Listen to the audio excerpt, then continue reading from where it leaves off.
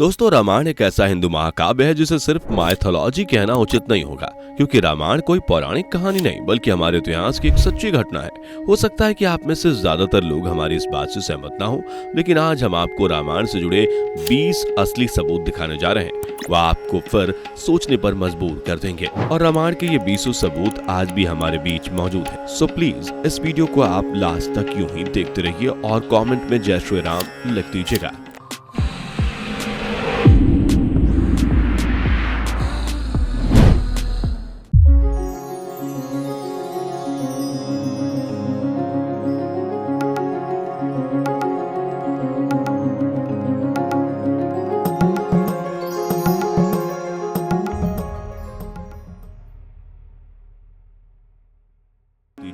हनुमान जी के पैरों के निशान। जी हाँ, हनुमान जी के पैरों के निशान आज भी मौजूद हैं। रामायण में वर्णित एक घटना के अनुसार जब हनुमान जी माता सीता की खोज में अपनी यात्रा पर निकले तो उन्होंने समुद्र पार करने के लिए एक बड़ा ही विशाल रूप धारण कर लिया। समुद्र पार करने के बाद जैसे ही हनुमान जी श्रीलंका की धरती पर उतरे, वहां उनके बाहर से पैरों के निशान उभर आए। उस निशान को आज भी उस स्थान पर देखा जा सकता है, जली हुई लंका। दोस्तों, ये बात आप सभी जानते हैं कि हनुमान जी ने रावण की लंका जलाई थी, जिसमें रावण का महल जलकर राख हो गया था। लेकिन क्या आप ये जानते हैं कि रावण के उस जले महल के हिस्से आज भी श्रीलंका में साफ साफ देखे जा सकते हैं। जी हाँ, रावण के महल के जले हुए खंडहर आज श्रीलंका में देखे जा सकते हैं। श्रीलंका के ये जले हुए अवशेष रामायण की सत्यता का सबूत देते हैं। गर्म पानी का कुंड। रामायण का मुख्य खलनायक रावण लंका का राजा था और अनेकों आसुरी शक्तियों का मालिक था। रावण ने अपने अलौकिक शक्ति से लंका में अनेकों मायावी चीजों का निर्माण किया था। इसी तरह रावण ने कुछ ऐसे मायावी कुंड भी बनाए थे जिनसे हमेशा गर्म पानी निकलता रहता है। रावण का ये मायावी कुंड आज भी श्रीलंका में पाया जाता है। आपको बता दूं कि आज भी वहां हमेशा गर्म पानी रहता है। इसके साथ ही वो गर्म कुंड श्रीलंका के उस स्थान पर मौजूद है जिस स्थान पर उसका रामायण में वर्णन किया गया है, द्रोणागिरी पर्वत।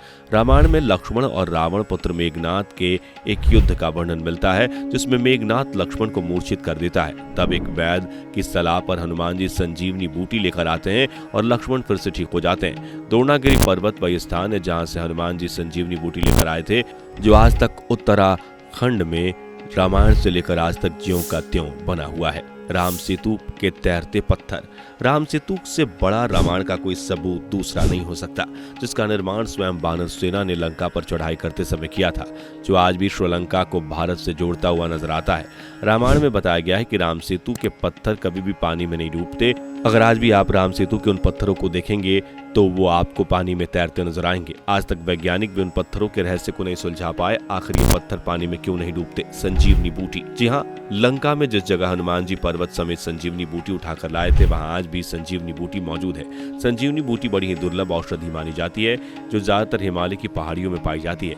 लेकिन यहाँ सवाल यह है कि आखिर हिमालय में पाई जाने वाली दुर्लभ औषधि इतनी दूर श्रीलंका में कैसे पहुंच गई। इस प्रकार के रहस्यमयी प्रश्न रामायण के दावे को स्पष्ट करते हैं। लंका में संजीवनी बूटी का मिलना रामायण का सबसे बड़ा सबूत है। किष्किंधा। अगर आपने रामायण की कहानी पढ़ी या सुनी है तो आप किष्किंधा नगरी के बारे में जरूर जानते होंगे। वही किष्किंधा जहां वानर रहा करते थे। उन्होंने अपनी सेना सहित श्री राम की सहायता की थी। लेकिन क्या आप आज के कर्नाटक में स्थित हम्पी शहर के बारे में जानते हैं? ये वही हम्पी शहर है जिसे रामायण काल में किष्किंधा के नाम से जाना जाता था। हम्पी के प्राचीन इतिहास के महत्व को देखते हुए यूनेस्को ने इसे विश्व धरोहर स्थल घोषित कर दिया है। अयोध्या। दोस्तों, लंका और किष्किंधा की तरह ही रामायण में अनेकों स्थानों पर वर्णन मिलता है अयोध्या का। श्री राम की जन्मभूमि अयोध्या भी रामायण के कुछ उन्हीं पवित्र स्थानों में से एक है। वास्तव में रामायण की पूरी कहानी ही अयोध्या के इर्द गिर्द घूमती है। अयोध्या आज भी उसी स्थान पर मौजूद है जैसा उसके बारे में रामायण में बताया गया है। यही नहीं, अयोध्या में की गई खुदाई भी अनेकों रामायणकालीन साक्ष्य को प्रस्तुत करती है। रामायण का इससे स्पष्ट सबूत आखिर और क्या हो सकता है। अशोक वाटिका। अशोक वाटिका वह स्थान है जहां रावण की कैद में माता सीता ने अपने ज्यादातर समय व्यतीत किए थे। ये वही स्थान है जहां कभी हनुमान जी ने खलबली मचा दी थी। रामायण में वर्णित वो स्थान आज भी श्रीलंका में मौजूद है, जिसे आज तक सीताएलिया के नाम से जाना जाता है, जो श्रीलंका की राजधानी कोलंबो से 170 किलोमीटर दूर स्थित है। जहां आज भी रामायण से जुड़े अनेकों सबूत मिलते रहते हैं। वहां आए दिन भारतीय यात्री नजर आते हैं। सनातन संस्कृति। दोस्तों, हमारी हजारों साल पुरानी सनातन संस्कृति अपने आप में रामायण का सबूत है, जहां प्राचीन काल से ही श्री राम की कहानियां सुनाई जाती हैं। राम सीता के वैवाहिक गीत गाए जाते हैं और रामलीला का आयोजन किया जा रहा है। दीपावली से लेकर अनेक धार्मिक कार्यों तक हर जगह रामायण की छाप देखने को मिलती है। रामायण का आरंभ से ही हमारी सभ्यता में गहरा प्रभाव रहा है। इस बात से स्पष्ट हो जाता है कि रामायण कोई बनावटी कहानी नहीं बल्कि हमारा वास्तविक इतिहास है। रामेश्वरम मंदिर हिंदू धर्म के प्रमुख 4 धामों में से एक और महादेव के 12 ज्योतिर्लिंगों में से एक रामेश्वरम मंदिर भी रामायण का जीता जागता सबूत है। यह वही स्थान है जहां लंका जाते समय श्रीराम ने महादेव की पूजा की थी।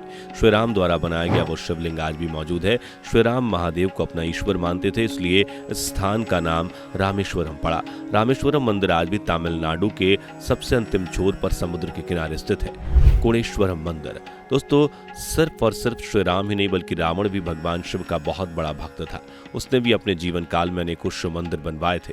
उन्हीं शिव मंदिरों में से एक है कोणेश्वरम मंदिर, जो आज भी श्रीलंका में मौजूद है, जो रावण के होने और उसकी शिव भक्ति का सबूत देती है। यही नहीं, उस कोणेश्वरम मंदिर में रावण की 10 सिर वाली एक प्रतिमा भी है, जो इस बात का पुष्टि करती है कि रावण के 10 सिर थे। पंचवटी रामायण की कई प्रसिद्ध घटनाओं में से एक है रावण की बहन शूर्पणखा की नाक का कटना। रामायण में यह घटना पंचवटी नाम के एक स्थान पर घटी थी। ये पंचवटी आज भी महाराष्ट्र के नासिक में मौजूद है, क्योंकि यहाँ पर शूर्पणखा की नाक कटी थी। नाक को नासिका कहा जाता है, तो हो सकता है कि इस वजह से इस स्थान का नाम नासिक पड़ा हो। यही नहीं, नासिक के आसपास आज भी वो तपोवन मौजूद है जहाँ श्रीराम, माता सीता और भाई लक्ष्मण एक साथ रुके थे। नाग गुफा दोस्तों, महर्षि वाल्मीकि ने रामायण में एक नाग गुफा का वर्णन किया है, जिसका आकार नाग के समान था। उसके मुख पर नाग जैसा फन बना हुआ था, जहां रावण कभी कभी सीता माता को रखा करता था। श्रीलंका में आज भी ऐसे अनगिनत गुफा मौजूद हैं जिनका आकार नाग के समान है। इन्हीं में से एक दाम्बोला गुफा भी है, जिसके दीवारों पर रामायण की कहानियां, उसके पात्रों और दृश्यों को बड़े ही सुंदर तरीके से उकेरा गया है।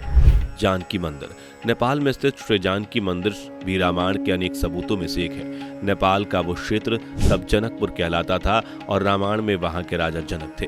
माता सीता जनकपुर की ही बेटी थी और यही कारण था कि उन्हें जानकी नाम से जाना जाता था।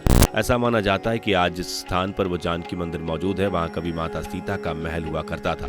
दक्षिण पूर्व एशियाई संस्कृति दोस्तों, सिर्फ भारत में ही नहीं बल्कि रामायण की छाप दूसरे देशों में भी खूब देखने को मिलती है। जी हाँ, साउथ ईस्ट एशिया के देश थाईलैंड, इंडोनेशिया, कंबोडिया भी रामायण की कहानियां खूब प्रचलित है। यहाँ जहाँ के लोग आज भी श्री राम को अपना पूर्वज मानते हैं और उनकी पूजा करते हैं। इन देशों में आपको अनेकों हिंदू देवी देवताओं के मंदिर मिल जाएंगे। यही नहीं, यहाँ खुदाई से कई बार अनेकों प्राचीन मूर्तियां भी प्राप्त हुई हैं। कला और वास्तुकला दोस्तों, सिर्फ भौगोलिक और सांस्कृतिक रूप से नहीं बल्कि रामायण की छाप अनेकों कलाओं में मौजूद है। जैसे आज भी हमारे भारत देश में ऐसे अनेकों प्राचीन मंदिर मौजूद हैं जिसमें रामायण के कुछ दृश्यों को बड़े ही कलात्मक अंदाज से उकेरा गया है। ये नहीं, खुदाई से अनेकों ऐसी प्राचीन मूर्तियां भी प्राप्त हुई हैं जिनमें रामायण से जुड़े पात्रों को दर्शाया गया है। इस प्रकार भारत की ये प्राचीन कला, वास्तुकला भी रामायण के होने के सबूत देती है। भरतकुंड अयोध्या से लगभग 15 किलोमीटर की दूरी पर स्थित एक अत्यंत पवित्र और प्राचीन कुंड है, जिसको श्री राम के छोटे भाई भरत के नाम से जाना जाता है। माना जाता है कि इस स्थान पर भरत जी ने भगवान श्री राम के वनवास से जल्द लौटने के लिए तपस्या की थी। इस स्थान की निर्मलता कुंड में डुबकी लगाने के लिए आने वाले श्रद्धालुओं को मंत्रमुग्ध कर देती है।